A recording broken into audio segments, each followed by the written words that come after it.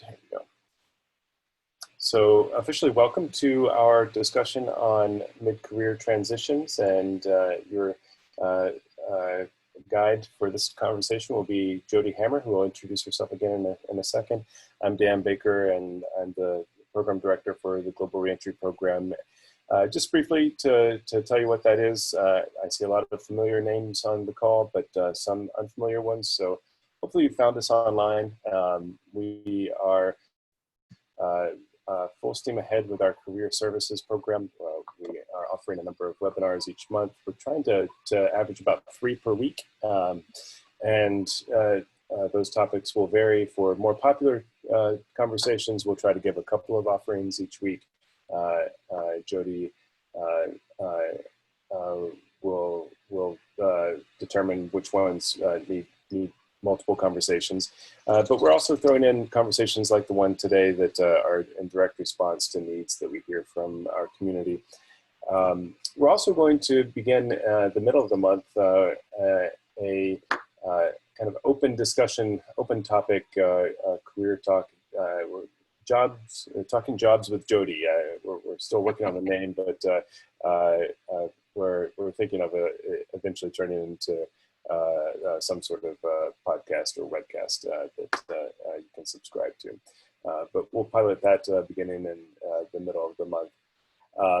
Just briefly on the other pillars of the Global Reentry Program, the education piece is also debuting this month as part of our career webinars.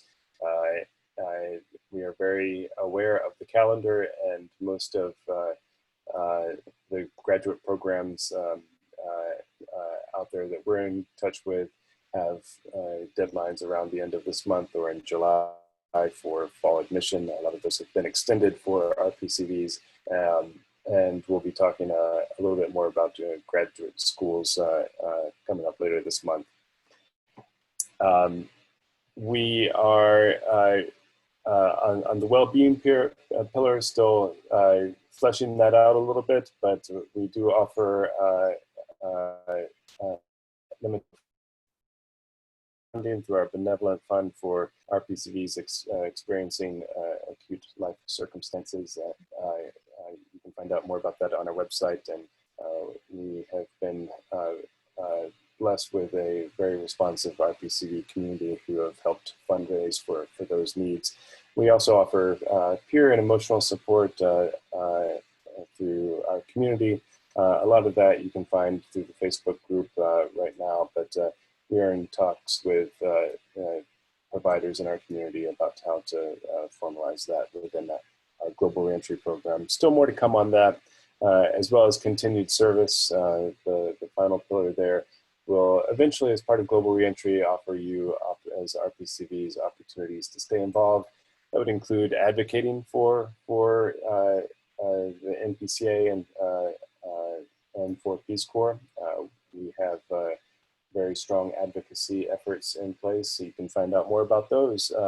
If you tune in next Wednesday, a week from today, our advocacy specialist, Jonathan Pearson, will be talking about how to stay involved in those efforts. But also just as part of that pillar, we hope to eventually become a clearinghouse of opportunities to stay involved in your communities and U.S. and your host countries and within your RPCV community. So that's Global Reentry in a nutshell. Please find us online. We're updating, we're sending out our newsletters every week. That might become a bi-weekly newsletter moving forward, but we have a lot of information each week as it is. For the short term, we'll keep it coming out once a week. Jody, over to you. Okay, great. Thank you so much, Dan, for that introduction. I appreciate that. Let's go ahead and talk about mid-career transitions and tips, for the job search. But what I do want to say, the way this is going to be structured is I do have some slides with some information that I will definitely share, but I want it to be more of an interactive session. So a little bit later on, I'm going to actually be doing a poll right? And asking you for, so you can start thinking now, what's the biggest challenge in your mind? What has the biggest challenge been that you've experienced as a mid-career professional? Okay, so you can start thinking about that now. You can certainly drop it in the chat box now if you want. It's no big deal. We can always go back. Dan's going to be helping me go back through the chat box so that we can get to these different questions. And so I'll be sharing some information, asking for your input on like what you want to hear about more, right? Or what your biggest challenges are. And then we'll spend some time actually going through and trying to, help you resolve some of those challenges or give you some advice on how you might address, this, that, and the other related to this issue. So that's what it's going to look like, okay? So first, defining the mid-career professional. So who is the mid-career professional, right? In doing, research online, that kind of thing, a lot of people define things differently, right? But generally, it seems mid-career professionals are considered candidates who have at least 10 years of professional experience, are considered mid-career professionals. Now, we all know that we work a lot more than 20 years in our entire lives. So you get to that mid-career and then you kind of stay there for a while. And then you get to what's, oftentimes referred to as the seasoned professional, as I like to say. For those of you like myself who are 50 plus years old, you get to that whole, then I don't like to be called a 50 plus career professional. Seasoned professional, great. I have a wealth of experience and I'm ready to go, and I still feel I have the energy and commitment. So I sometimes don't like being associated with that category because it makes me feel old. And I may be chronologically old, but I have a heck of a lot of energy, and I think we're as old as we feel. So, and I'll be working for a very long time in my life anyway. I have a very young daughter,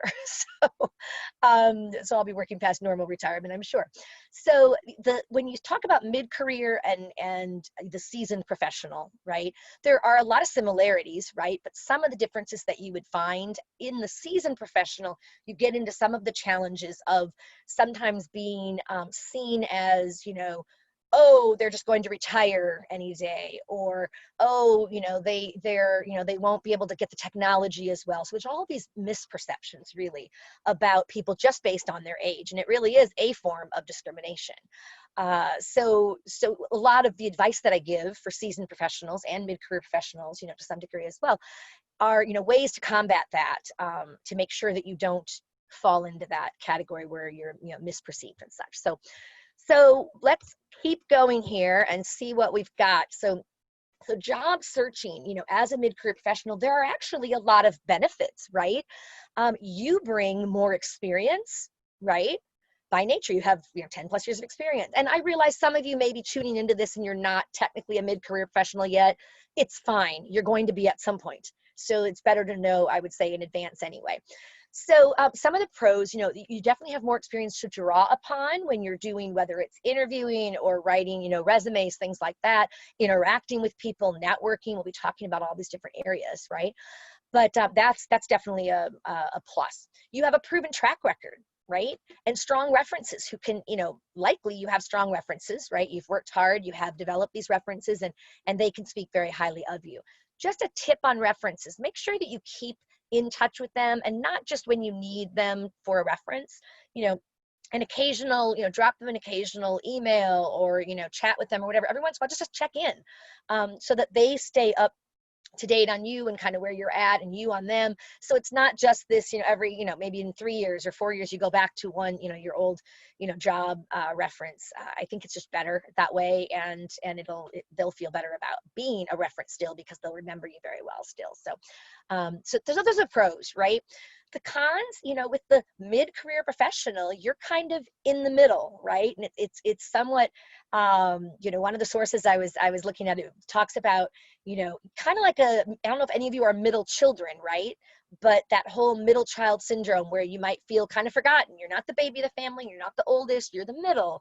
And so that can present some challenges. You're not, in terms of what kinds of positions you qualify for, right? A lot of positions that are out there are the entry-level positions, and you're overqualified for those oftentimes, right?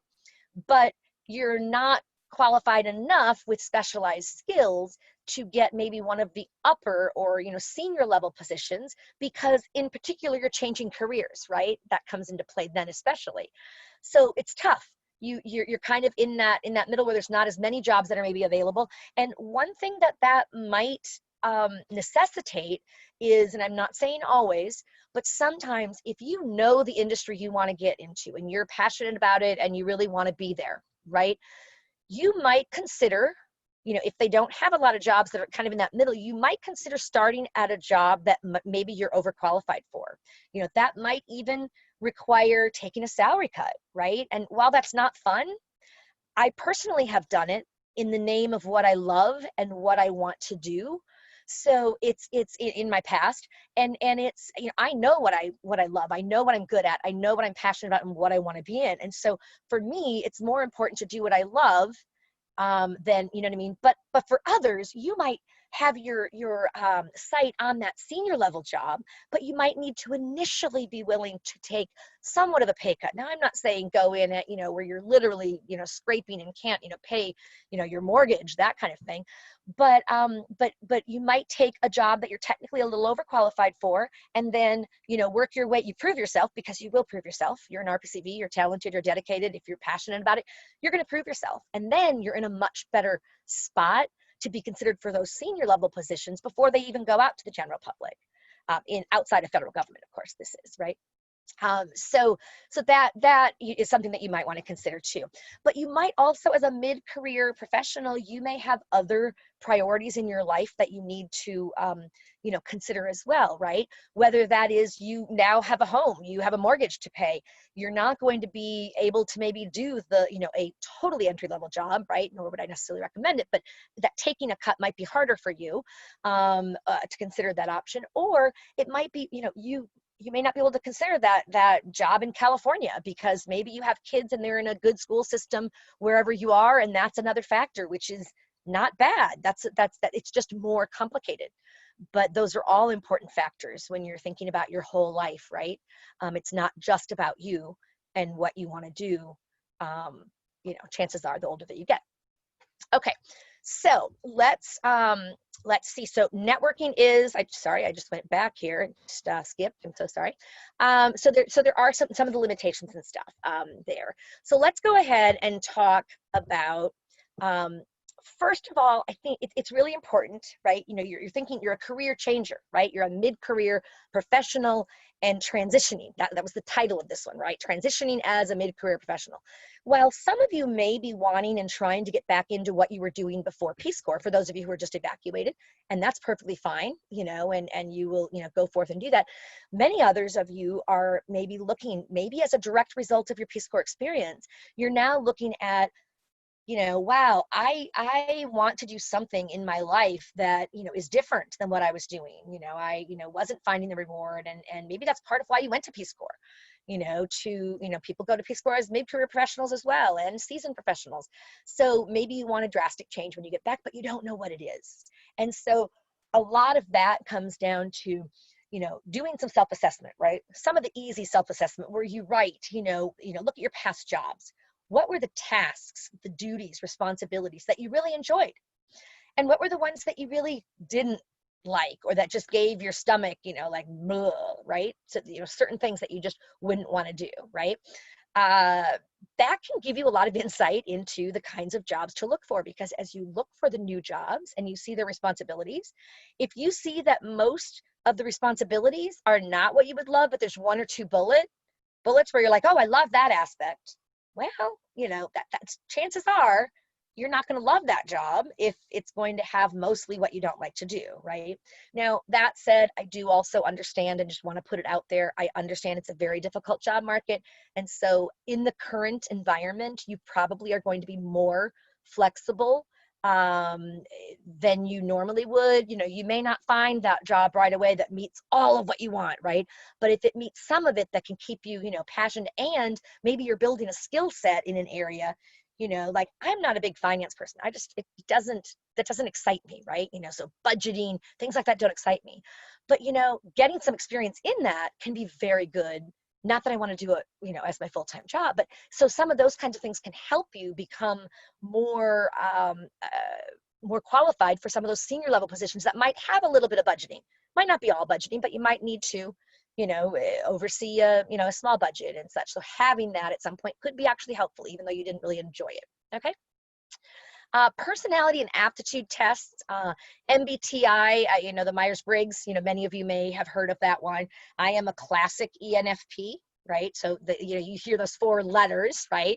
And it's, extrovert, intuitive, what is my feeling and perceiving. That's my 4 type. You can look that up, ENFP.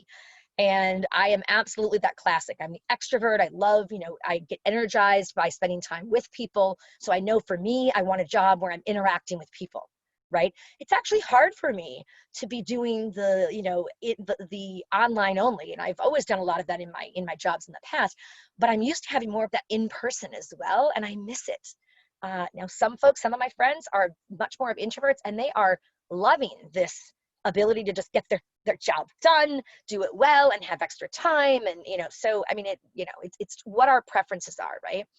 So, but there's also the Strengths Finder, which is another good one that can help you determine what are the kinds of jobs you would be good at. Dan, I don't know if you've done the Strengths Finder and if you happen to remember what you are, or would care to share. Put me on the spot there. Yes, I did it a few I'm years so sorry. ago, and it's a great resource. It's a great way to reflect. And there's like innovator. I remember adaptability was my number 1. Yes, and great. That is definitely a good skill to have if you're changing careers in the profession. Yeah, absolutely. I'm sorry to put you on the spot. I was just thinking of it. I'm like, so they can be really helpful, these types of tests. Now, some of them come with a cost.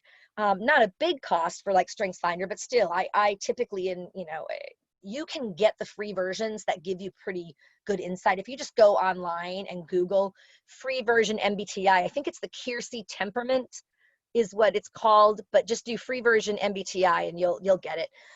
Those can be really helpful as well, just in terms of, what kind of work environment would be helpful for you or good for you or not good for you, right? What kind of, field, all those kinds of things. So it can give you some really good assistance.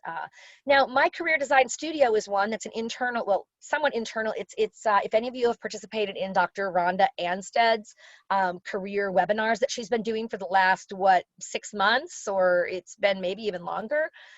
She's great. She's a consultant with us, and she has opened up her career design studio. She allows RPCVs to have 3 months of free access, and you can do everything you need within those 3 months. You can do it in less, actually. And it's self-guided, and it's very good. I've gone through just to test it out myself, and I'm really impressed with how, it really gets you to think about yourself and what you want, and, what are your obstacles? What's your, what's getting in the way, and how can you, break through those kinds of things. So all of those are options for not only, what you want to do, but just doing the job search. The career design studio is more than just determining what you want to do. It's also, it leads you through kind of your job search process. So, but it starts with that really crucial aspect.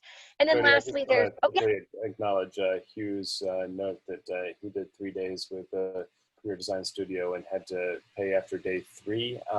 I'll ask Rhonda about that, but I think it's 3 months is supposed to be what it is. Yeah, so, and if there was an error in that, she'll definitely fix that. That was unintentional. That's a big difference too.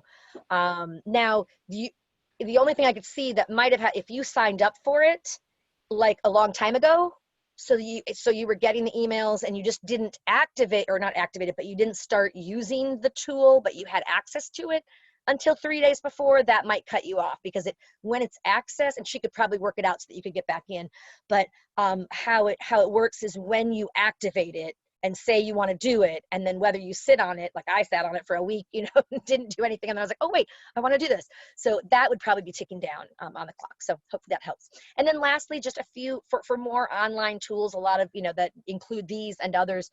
You can look at this website here, and I'll make sure to throw that in the follow-up email that will have a lot of resources, online resources for you, to point you to things that can help you. Okay. All right, so next, let's talk about networking. I did a session on networking. I'm not sure if any of you were in it, but we talked about the concept of network or not work, right? I mean, networking is so important in the job search. And I think there's particularly, I would say, in the older that you are, right? The more seasoned you are, the older that you are, the less experience we had, right? With, I didn't grow up with computers. You know, I was in an era where we didn't grow up with that, right? That didn't happen until I was in, I guess it was college. But literally it wasn't, we didn't have the whole, you know, LinkedIn networking apps, and, you know, the generation that's coming in right now, that's like in Peace, it was in Peace Corps and just evacuated, a lot of the, you know, younger ones who've graduated within the last, you know, 5-10 years, they're all about, you know, everything like that, you know, in social media, LinkedIn, Twitter, all of that. And so I think sometimes that can be intimidating to those of us who are, you know, are older and just, you know, didn't. And, you know, it may be also, you make a conscious, you know, decision, you know, I can't spend more than X time on, like, I don't have an, you know, unlimited time to be spending on Twitter and this and all the, like, all the different social medias. I just don't. I have other things in my life that I have to take care of, including my daughter and all those kinds of things. So I need to be somewhat, you know, I need to decide what I'm going to spend my time on, right? But you better believe I'm on LinkedIn, and I would recommend that anyone else be on LinkedIn and do, there's different ways that you can do your profile, but there's a couple of, what I want to say first is, like, networking is not schmoozing, right? That, you know, so many people think of it as, you know, I want to get a job because of what I know, not who I know. Networking, the concept of it is really like building your alliance or your web, as I say. I like to think of it like this here, this graphic shows that your web or alliance of people who, you know, who you've interacted with, that who you know, who know you, who, you know maybe of your background, your experience, that kind of thing. It's not a, hey, Jimmy, get me this job, I need, you know, that's not necessarily networking, right? You know, but when you know people at a professional level, right, and you're not going to know them as well as you know your neighbor or your best friend and things like that, but you're going to grow your network on LinkedIn once you develop your profile, which we're going to talk a little bit about. And then you, you know, you as you get more insight into the industry or the sector, you know, or specifically the job, the you know, the employer that you're interested in working for, then you're going to want to do some of these, you know, people searches where you're going to, it's very easy, you know, going to that magnifying glass, you know, the search, right, the little search icon. And when you click in that, there'll be an option to do like people search, and they'll have like all filters, show all filters. You're not going to fill them all out, but you can fill out the ones that are applicable. And really, even if you just do, and oftentimes I do this, you just put in former company and put in the words Peace Corps. Not Peace Corps volunteer, just Peace Corps as the employer. And then the current company, whatever the company or industry or whatever that you're looking at, right? That's going to give you people who, it's going to connect you with the RPCV population, which is hundreds of thousands of people large, right? And it's going to connect you with Peace Corps staffers. Not all Peace Corps staff were our RPCVs. So it's going to, people who, you know, in the past, right, had any connection in the past with Peace Corps, and then currently work in whatever this industry or this company that you're wanting to find people who work in that, right? So it'll come up and it'll show you, like, if they're, you know, second degree, you know, if they're first degree, if they come up with first degree, you're already connected to them. So you have rights to, you know, communicate with them and all of that. That's great. And sometimes you forget. It's like, oh gosh, I didn't realize, or maybe they changed jobs and you haven't been in touch with them. I mean, you clearly can't keep in touch with everybody every day, every week, even every, you know, month or year for that matter. But so you can connect with people who are in that industry. And then you reach out, if you're not connected, if you get like that second degree connection, you reach out through, you know, you push the connect. Do not, I repeat, do not simply do the generic, I'd like to add you to my professional network, which comes out if you don't personalize it. Personalize it. The stats show that it is exponentially more effective to personalize it. People open them up. I don't necessarily even look at one if it's not personalized. You know, it's hard enough to stay, you know, up to speed, like, on people who, you know or know of you or whatever, that have a connection, than just the generic. So don't be lazy in that regard. Like, make sure you personalize it. And the great thing is, if it's a Peace Corps connection, you say, hey, it's great to see another, you know, RPCV. I'm a fellow RPCV, having served in whatever, you know, whatever, Vanuatu, wherever you served, right? And if you're evacuated, play that as well. And by that I mean, you know, who was recently evacuated in the global pandemic from whatever country. people, that is a story, that is a heart like wrenching story. And so many RPCVs have reached out to us. They've wanted to help. They want to help people in whatever way they can. So put that out there if you have that, because they're going to want to probably hear your story. And that's going to, you know, increase the likelihood that they'll, you know, connect with you, take time to connect with you. They'll feel like, oh, of course I want to help this person. I can't imagine being evacuated, right? So the other tip when you do that is to, you know, you just connect. We'd love to add you to my professional network. You know, you just connect with them at that point because you have limited space. So you get them to connect with you. There's no ask on your behalf other than, you know, hey, I'd love to connect with you professionally, right? Once they connect with you and you get the message saying they've accepted your connection, whatever, that they've connected with you, you reply and you say, thanks so much for connecting with me. I appreciate it. You know, it makes it almost sound like they connected with, they did technically, but you're the one who initiated it, right? So thanks so much for connecting with me. It's always good to, you know other or be connected with other, you know, RPCVs in the field. I'm currently looking at next steps given the, you know, evacuation and you know, researching a few sectors of interest. You know, as such, I'm connecting with professionals to see if they might be able, if they might be willing to spend 15-20 minutes of their time to chat with me a little bit, or you can have a direct ask. They wondered if you might be willing to spend 15-20 minutes of your time connecting with me at your convenience to chat a little more about yourself and any tips or advice you might have, you know, for someone wanting to enter this field. You're not saying, get me a job, I need a job, you need to get me a job. No, nothing like that. You're just asking them about themselves. Let me tell you, people in general love to talk about themselves, right? Or Peace Corps volunteers in general, right? That, you know, they want to be asked. It's like you're asking for their opinion, their advice. People love that in general. So it's not a big deal. Now, of course, right now it's all virtual, which is fine. Actually probably increases the likelihood that they have the time because everyone's trapped in their houses and they're like feeling they're not able to connect with people. So it's really nice to have a conversation, right? Whether it's a Zoom happy hour or coffee with an old friend or someone like you who's, you know, wanting to get a little of advice and yeah, so chatting with them a little bit. And you can set your context a little more as well. You know, I'm a mid-career professional, you know, that's a different mind frame, right? Than somebody who just graduated from college and was, you know, went right off to Peace Corps. So, you know, it can be effective. So I just encourage you to do that, right? Use the terminology of career chat versus informational interview. It'll go over better, I promise. I hate the term informational interview. Okay, so are there questions so far on whether it's networking or kind of determining what you want to do, who you want to be? That if so, please throw them in the chat box. I have Dan in charge of that right now, so I can see my entire screen. But Dan, you can certainly, if there are any coming in, just let me know. And in the meantime, we can go to. There's one more slide on LinkedIn anyway. Sorry. Using it to, sorry. Oh, you're on mute. Sorry, here I am. No problem.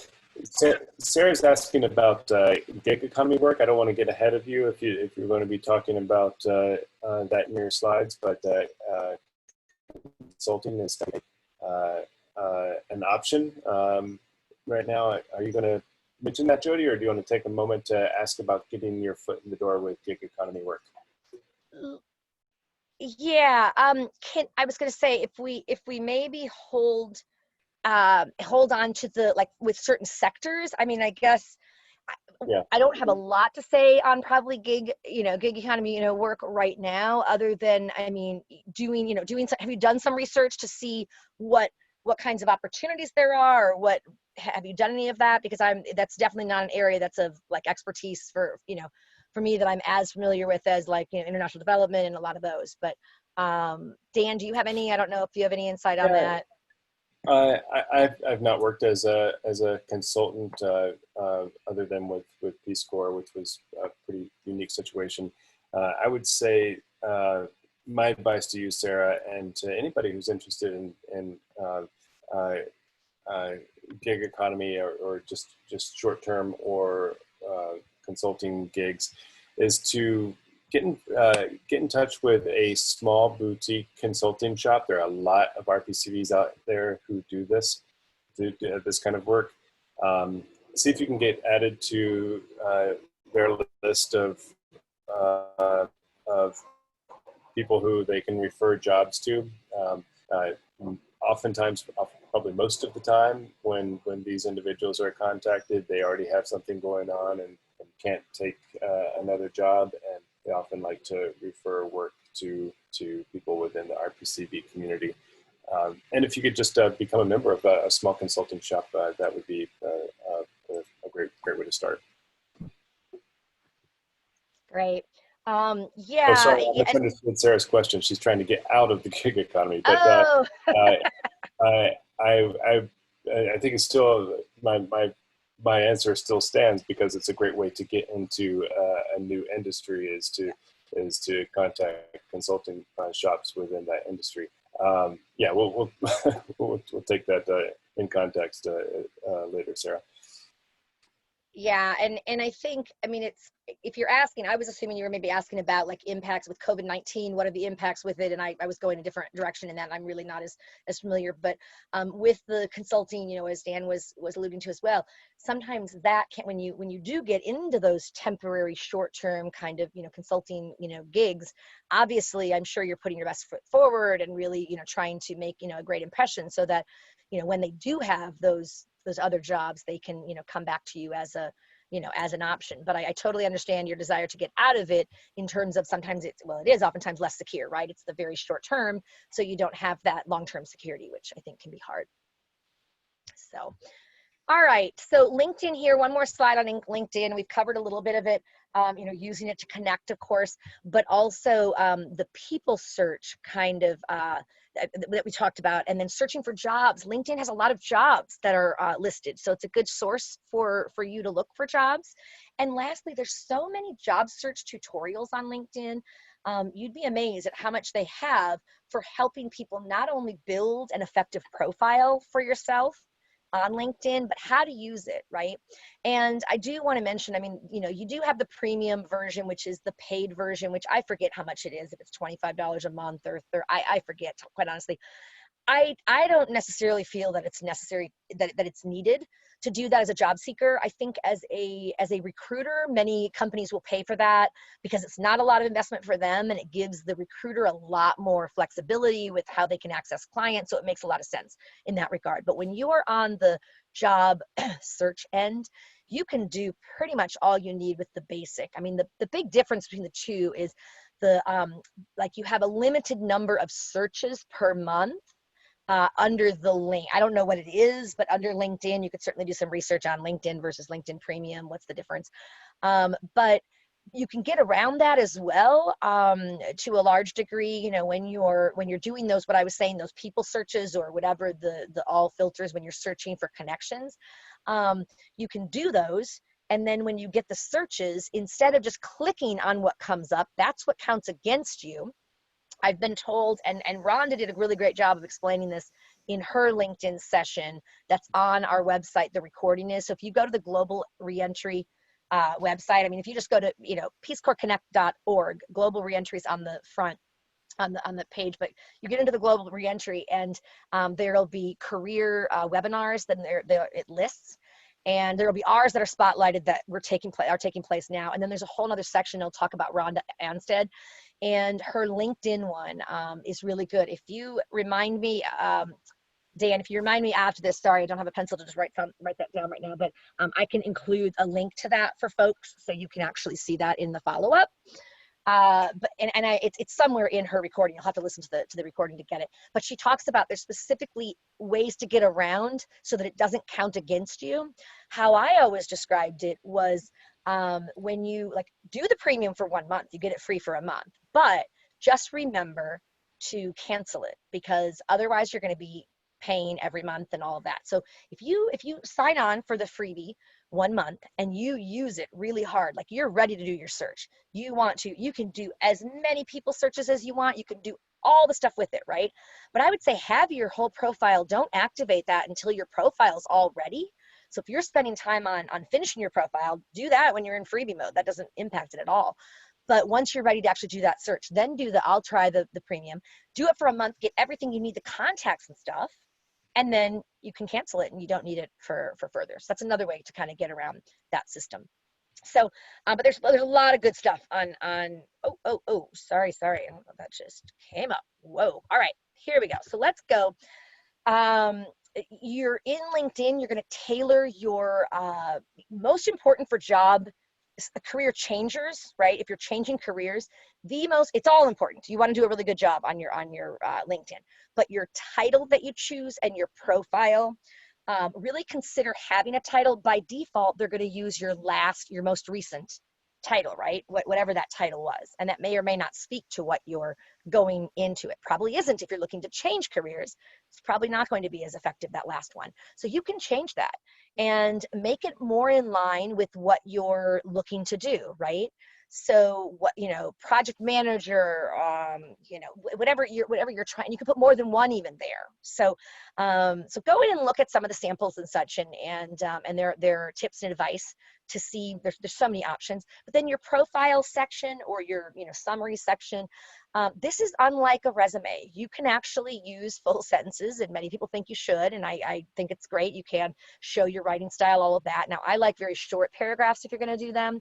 So, but your profile is key, because your jobs themselves, when you get to the jobs, if you're changing industry, your job itself is not going to be screaming, oh, this is so applicable necessarily. You're going to make it as applicable as possible when I get to the next point, but it's not going to necessarily be what's going to draw them. Your profile right up front, where you put a brief description of your experience, and then there's even they have there's categories. You can have get those keywords in that industry, when you're from your research and from talking to people in your networking connections.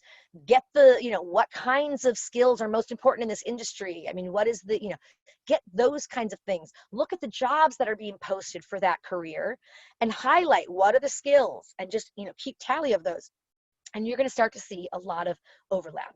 Those are the kinds of skills that you need to really make pop on your LinkedIn as well as your resume, right? We'll talk resumes in a moment, but that's key.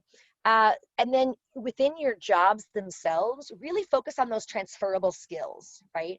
And by transferable skills, we talked in another of our sessions, more things like, communication skills. If you want to drop in the chat box, if you have other ideas of transferable skills that you think are ones that would qualify, just drop some in the chat box, and we'll see if we can take a look at some of those. But let me I'll get the box open here too.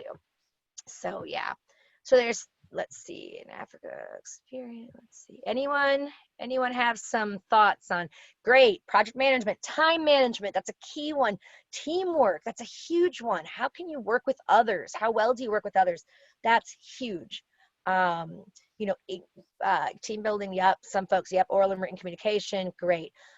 Nobody has brought up yet intercultural, and that's a really big one as well, right? Intercultural skills or interpersonal skills, things like that, and that's something that Peace Corps volunteers really excel at. I mean, you've proved your ability to go into a foreign country where nobody, you are completely new to that area, and you forged relationships, you built trust, you affected change, working with populations who were very different than you, and crossed those cultural barriers or divides, if you will.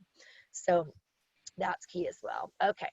Jody, so, can I jump in with a question Sure. earlier on from Joan? Kind of on the reverse side of skills that you want to downplay. Joan is feeling, for example, pigeonholed because she has a marketing background, and all of the opportunities that seem to come around for her are related to marketing. So she tries to downplay that on her resume, but it all kind of keeps coming back to that industry for her. Do you have any thoughts around, I guess, Sure. avoiding something on your resume? Yeah, I mean, I think it makes a lot of sense to downplay. You don't want to have marketing in your example, Joan. You don't want to have marketing all over your resume where it's like marketing, really like just in your face.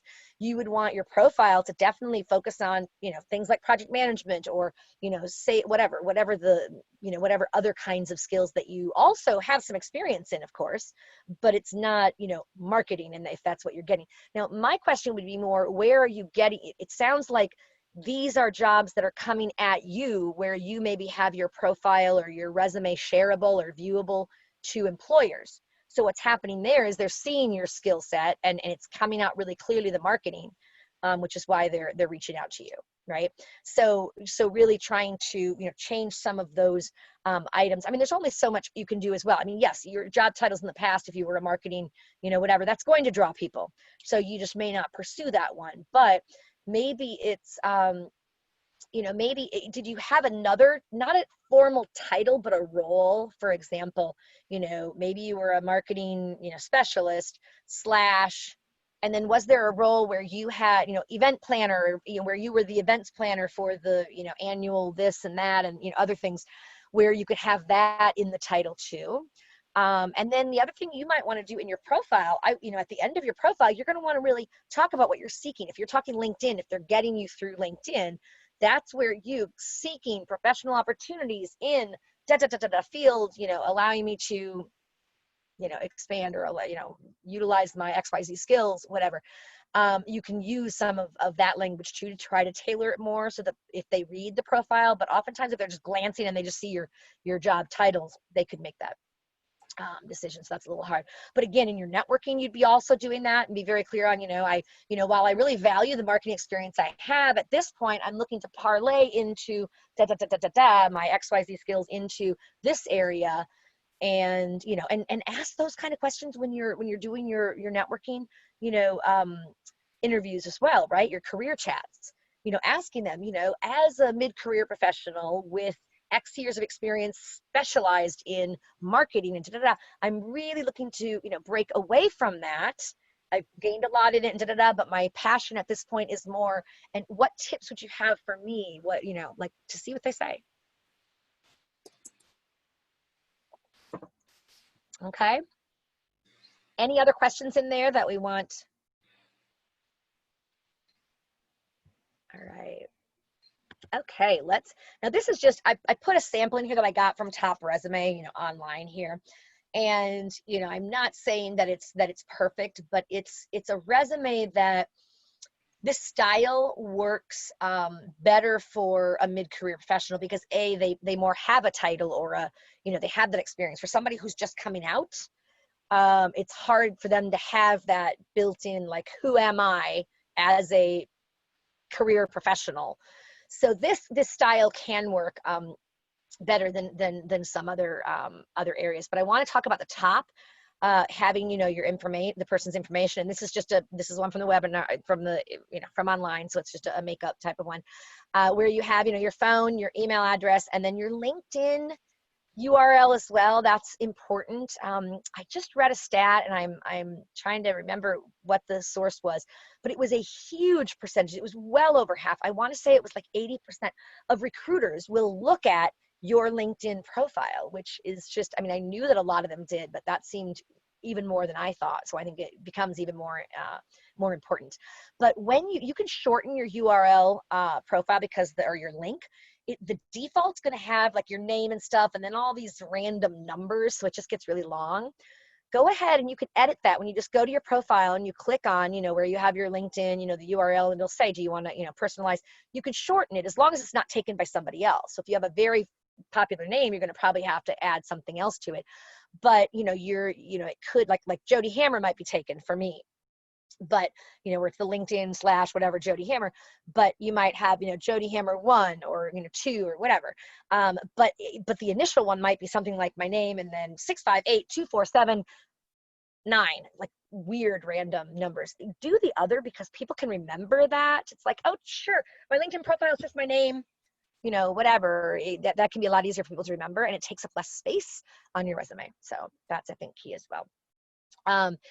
But and including your online profile also makes you, like when I was talking about how there's kind of that discrimination oftentimes against persons, based on age, and mid-career, certainly seasoned, professionals. You more than anyone want that because you don't want to be perceived as I don't have technology skills. You can learn and you will learn, and we all learn, right? And so I'm sure you're absolutely fine in it, but you don't want to fall victim to that. So in here, though, in this form, and this is a little bit different than I oftentimes recommend key qualifications, which are just bullets up front. But in this example, it has more of, and I think it makes sense for a mid-career professional, right? Where, you know, you are defining yourself, in this case, strategic marketing and communications professional. Now they're probably wanting to go to that. I hope they are, because if they weren't, they shouldn't have that on their resume, that part, you know, highlighted as strongly, right? With 8 years of experience across blah, blah, blah, and the different, you know, different disciplines, proven track record in. So it's a little bit about them. It's like a summary to, you know, give people that kind of heads up, right? Paragraphs don't get read, especially when they're long, I guess I should say. So you want to keep that part, you know, as short as you can. And then here, the areas of expertise. This is where you can dump in, you know, the project management, event management, all those kinds of skills that maybe are really important in that industry and that you have, obviously.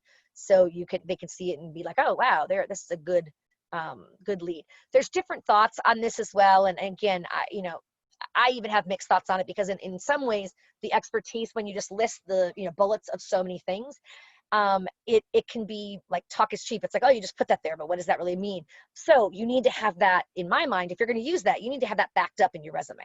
So if it talks about project management, you should have project management outlined in that resume and the rest of it that comes, right? To show you. So anyway, so that just kind of shows, and then you go more into that professional experience and, you know, the organization and the location. That's similar to a regular, you know, resume, your job title. Now, if you want to really emphasize your job titles, typically in a career changer, you're not going to want to emphasize the job titles. You're going to want to emphasize more of the organizations. So I would personally, if you're a mid-career job seeker or, you know, seasoned professional looking to change careers, I would bold the name of the organization on the first line, and then in italics have the job titles, and be consistent whatever you do. You always want to be consistent when you're writing resumes. That's very important. But that would downplay a little bit of that title thing if that's an issue, or if that's not related. So, and then it's very accounts, you know, it needs to be, and it's very accomplishments oriented. And this is true, I think, for everyone, but especially for the mid-career job seeker, right? You have a proven track record that you should be able to look back on and reflect and take and put those numbers in. They're so much more powerful than just, you know, wrote grant to create program for disadvantaged, blah, blah. Like that's, you know, wrote, received, and implemented, you know, a $5,000 grant to blah, blah, blah. Like it's more, even though it's a small amount, it's more powerful, it's more crisp, it's more believable. You know, those numbers really pop. And looking at this example here too, like even, and there's different thoughts on too, like whether you know, we learned growing up, you know, always spell it out, you know, that you can actually get away with 8, the number 8 versus EIGHT, unless you're going for probably a communications role. So there's all these different things. So I just want you to know there's differences here. People are gonna have as well. But we are getting close to the end, and we're almost at the end here. I'm just gonna go see.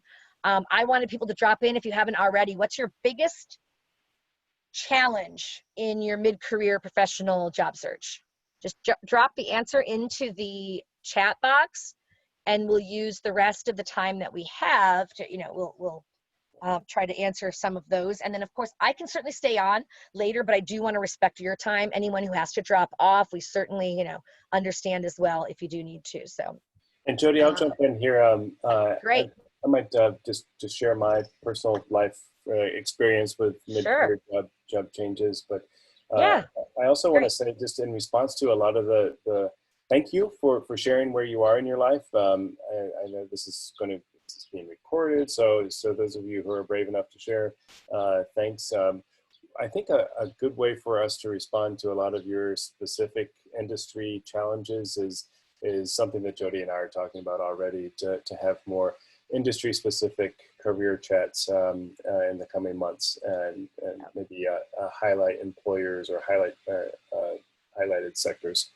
I would just share, I was in international development for 20 years, including my Peace Corps experience. And yes, Eric, I absolutely think you should include that as professional experience, your volunteer years.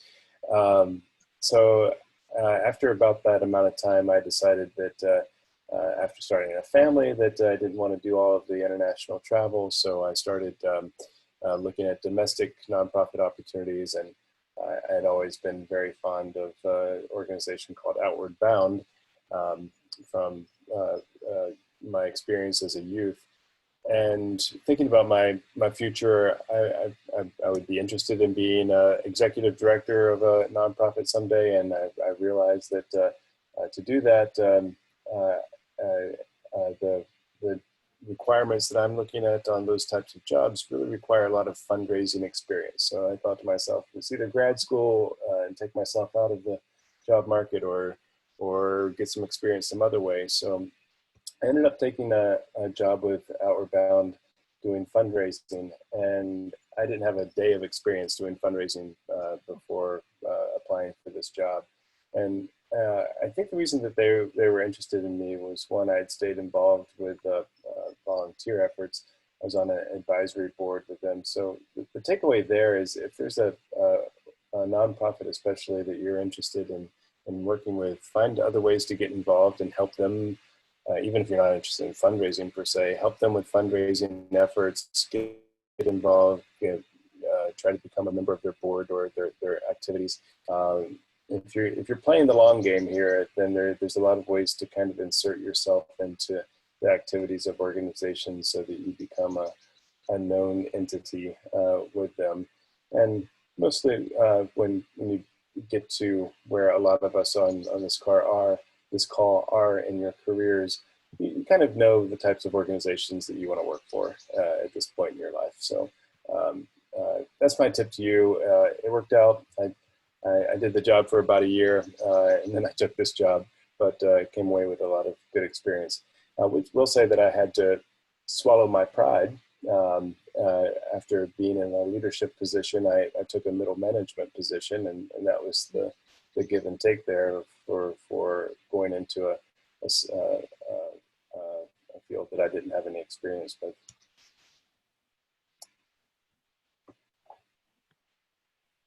So, Great. Jody, you are getting some input here with challenges. And I just want to, I want to thank actually Michael for pointing out that depending on if you're using your phone to access LinkedIn for connections, which I am not doing usually, but if you are, sometimes it won't prompt you for that personalized message. That's really good. On a computer, laptop or whatever, it does, but it may not always on the your cell phone. And I'm not sure what the workaround on that is, if there is, but good to know. Thanks, Michael. So other questions that we can answer, and again, I know we're getting right to the top of the hour, so we certainly understand if folks need to leave, but we're here to help, and we're happy to answer some more of these questions that are here as well. Challenge number one, Hugh, thank you. Being appreciated in a pool of 40 million other job seekers. Solution, I like to think that my experience, resilience, and enthusiasm for new challenges will win though. That's a good positive attitude. Yes, there are a lot of people who are competing for the jobs now, and even more so, right? But there are some industries and some sectors and some that with COVID-19, there's actually more opportunity. I know that there's a lot of the contract tracing apparently now that they're really looking at RPCVs to help with some of that and some of the other types of aspects, but certainly it is in a down economy, you're competing with more people, and that's why you need to do what you can so that you can come across as that resilient, and talented person, and just do what it takes to go that one step further. There are things that you can do that set yourself apart, that set you apart from other people in the job search, and one of them is, after you do an interview, always do a thank you note. That's like, I think, required, but some people don't do it. So thanking them for, interviewing you and expressing that you really enjoyed learning more about the position, and, you're excited about the whatever XYZ, opportunities to use your XYZ skills, and, looking forward to hearing regarding next steps, things like that. Like, it's important. So do what it takes to set yourself apart. Is there any other one? One that I might just take quickly, Jody, Sure. is Melissa's comment a challenge being the idea that many people, and I would say mostly older people, have that you work in one career from until the day you retire, And I would say that that notion is increasingly challenged every day. And uh, the anyone under 20, certainly under 30, are often thinking about their career as a series of Mhm. different jobs and experiences and adventures.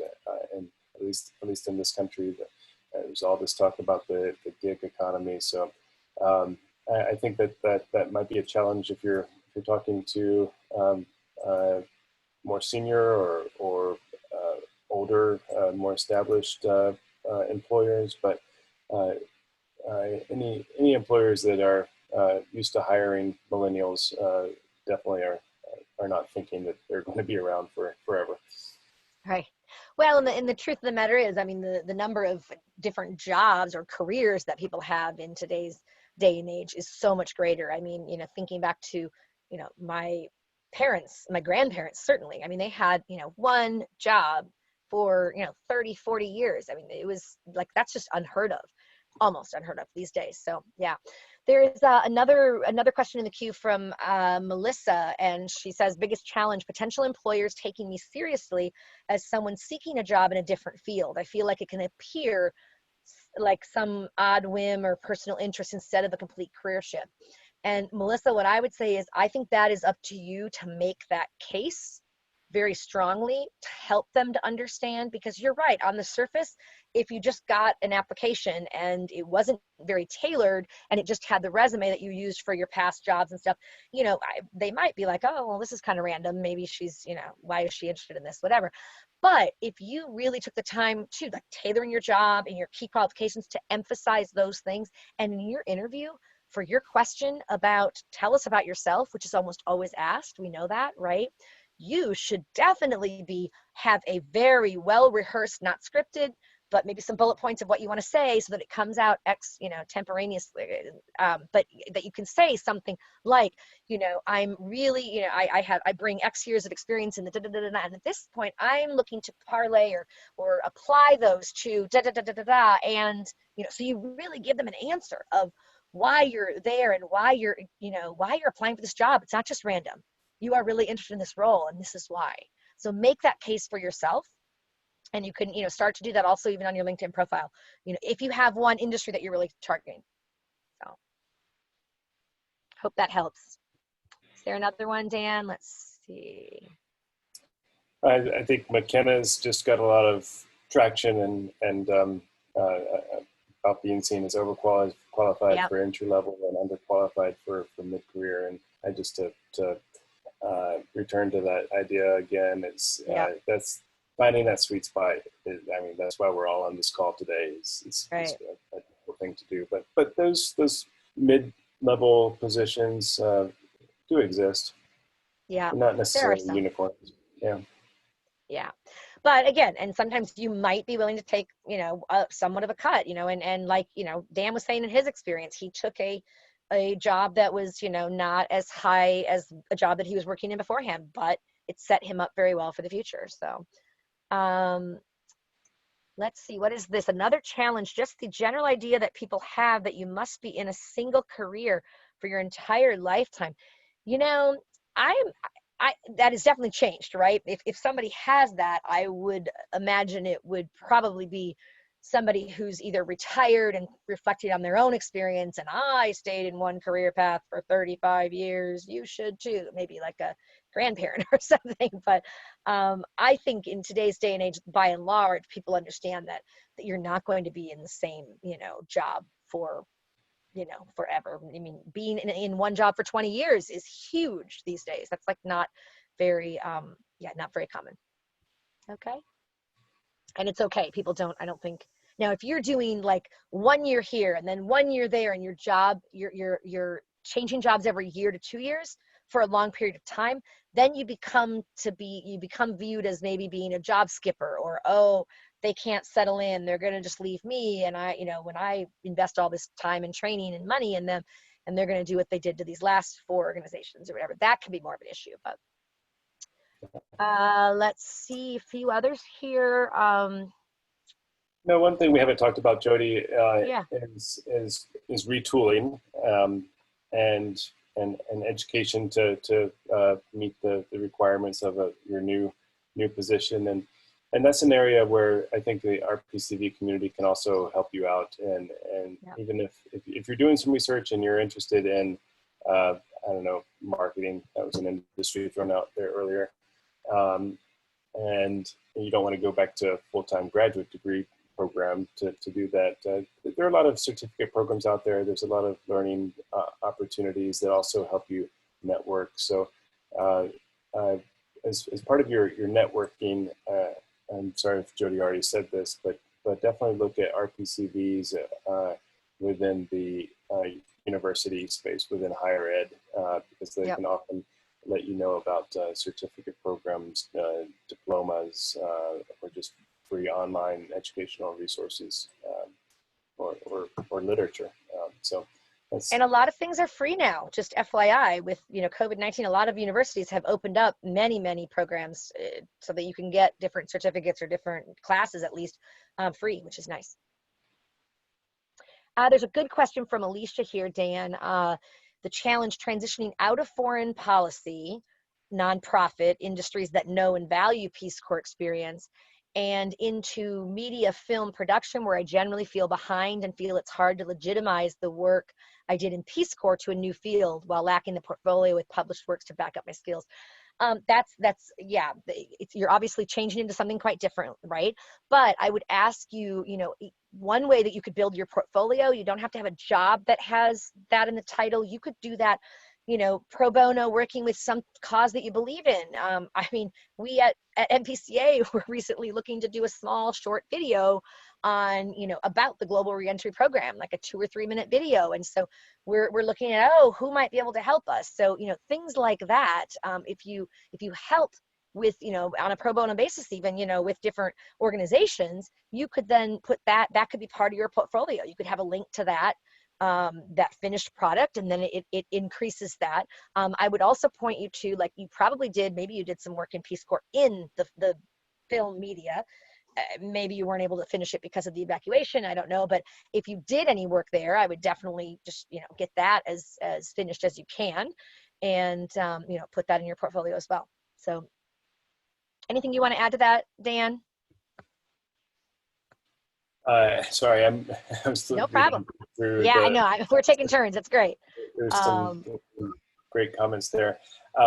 In response to Alicia, I had a very similar experience in leading international development and trying to translate that to domestic programs, and that I felt like I was trying to mute myself way too often at some points, and not be the guy who just talks about Peace Corps all the time, or oversees experiences with the other nonprofits I work with, and your typical eyes glazing over when they have nothing to contextualize or similar experience to relate to what you're saying. But I certainly didn't want to drown people in my international experience, but it's also a part of who I was, and I found that the people that I wanted to be around, wanted to work with, were those who had some interest in me and that experience. So you might be changing careers, but stay true to who you are. That's not very helpful for finding a job, but it's my tip to you. Yep. Great. And Hugh, you bring up a very good point. I like your comment, just, as an older volunteer, some people find it interesting that you're not that it's brave and bold that someone who's further in their life, quote unquote, would forego job security to do something different. And it definitely, I think it does. It sets you apart, and in a great way. I mean, I think that's you're living by your value, doing something that, you want to do, not just, staying in the rut and moving up in that regard. So I think that can be something to really even sell a market for yourself when you're looking at your other jobs. I'm the kind of person who, I value experience and this over let's see. Someone says here, let's see, Melissa, I definitely do tailored resumes. Sorry? I just love all the chat about reaffirming our discussions, Jody, about this being a need for mid-career RPCVs. Yeah. So anything that Yeah. we can do to further that, Jennifer, you and I have talked about similar things.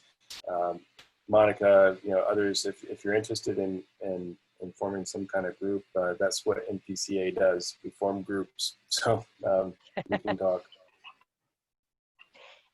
And I think it will be really important that we, in our career, spotlights and portfolios, or our sessions that we have, to do, maybe there's one that's targeting the mid-career professional, career changer, and have some other live examples of people who've done that from various careers to share their experience and expertise, but also working in, I think, in each of those different career spotlights that we can do, having one of maybe the guests be somebody who is mid-career, as well. So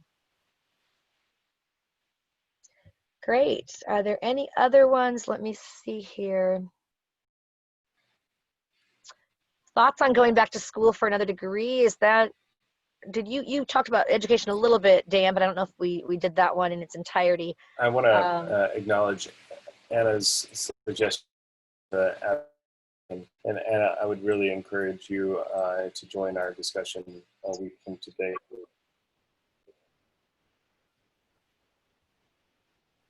Yeah, and I think, going back to school, whether it's, it's a big decision going back to school, right? And so sometimes, putting the amount of money that would be versus the outcome and the, benefits, many times you can get, what you need in a certificate program or in some kind of other, less of a huge commitment. And I'm not anti-grad school at all. I think, it makes sense in a lot of situations, but it's very particular to your own situation and your own goals. I mean, if it's essential for you to reach your career goal, absolutely, then, that's a no-brainer. But, it's that whole, people who maybe already have debt from undergrad, and then they're thinking, am I going to just throw more debt on top of this, or, what's the best step here? So. All right. Jody, my Zoom crashed, so I lost the chat group. Oh, no problem. But I was trying to respond to Anna's suggestion about advocacy at the state level, and I just want to really encourage Anna, anyone else interested in joining our advocacy discussion a week from today. I think there is a lot that we can do at the state level, and Jonathan Pearson, our advocacy director, I'll share that comment with him, but let's continue that conversation for sure. Great. And Melissa, thank you for your comment, your positive remarks on the other webinars, and particularly on this one, that you found this one to be even more useful, and you appreciate the private chats. That's great. This is what it is. I mean, this is what community is. And so, as Dan said, if something comes out of this as, maybe we, maybe there's a different group that's formed of mid-career, professionals. Who knows? That could be great as well. So, okay. All right. Anything else here? Someone said they had a background in editing. We'll look at the chat box in the end here and get in touch with you, maybe. Or you can get in touch with us at careers@peacecorpsconnect.org. I like to throw that out there anyway, and I can put it in the chat box here. But careers@peacecorpsconnect. Yeah. Oh, great. I thought you lost your chat. I'm sorry. Yeah. I didn't know you got it back. You got your chat. That's awesome. I don't have great. history, so, yeah. Okay. Awesome. And I think, wow, there's a lot of new messages. I'm going to go ahead and turn off the recording, Jody. Yeah, that's great. Thank you, everyone. And please check in with us, careers@peacecorpsconnect.org, and let us know if you have other ideas. And please do the evaluation as well. It'll take you like 30 seconds just so that we can further refine these for the future and just get additional topics that would help you. Thanks. All right. So let's see. All right. Any other questions? Oh, somebody was talking about buying.